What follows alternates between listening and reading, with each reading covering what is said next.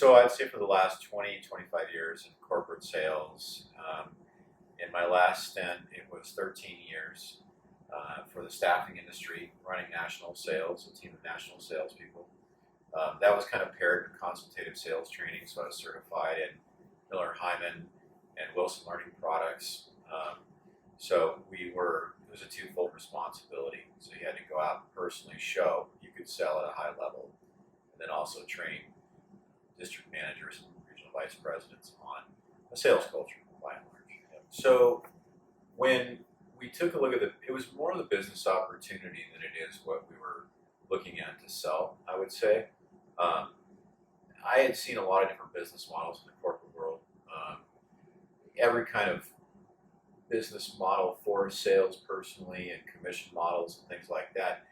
And after talking to John Paul and listening to kind of the vision of what's possible on a passive income point of view, then the product became negligible, and it was more about the vision of the overall building, to be frank. So I think that's what attracted me most, was something that you can scale more than ever.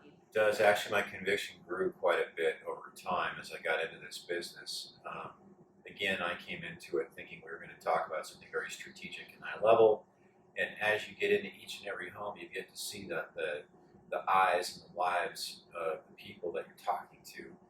One most recent, if you don't mind, is a gal that she literally lost her husband 10 years ago, and they lost the house, and it has financially ruined her for the last 10 years. She's since remarried, and when we got on the phone with her and her family, she literally said, "Never again." She told me the story in full, and you could see the faces of what they've been through. I see older folks that have to deal with things that traditional companies won't touch them. Agent Orange programs, renal failure, oxygen, hardships, and you see it. You're in their home. When I see what we can do now compared to what they've been through and the relief that gives them at night, my conviction builds on a regular basis, and the stories just become more. Well, this is probably the biggest part of this conversation. I had a wonderful career. You know, if I go in my home office, there's trophies everywhere, right? But I went through a big hardship and a divorce, and that psychologically can do that, do some things to folks.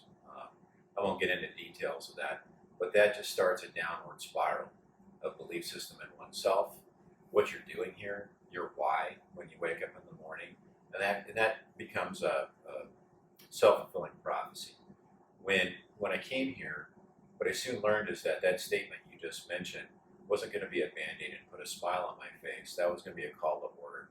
You're going to have to go through a lot of change right now, that you're going to have to fight and care enough about yourself to pull yourself out of the mud.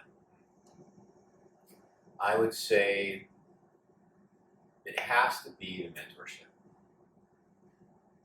What happens in a business setting sometimes can be more valuable and something you can count on a lot more in friends and family, and that's the mentorship. Somebody who is there every day, whether you're up or down, lost or found, and is ready to recalibrate the focus, reset the perspective. And that has to be done day in and day out. Sometimes, in my case, it was a lot early on. I think that was the most valuable thing to me, because without it, I wasn't going to function.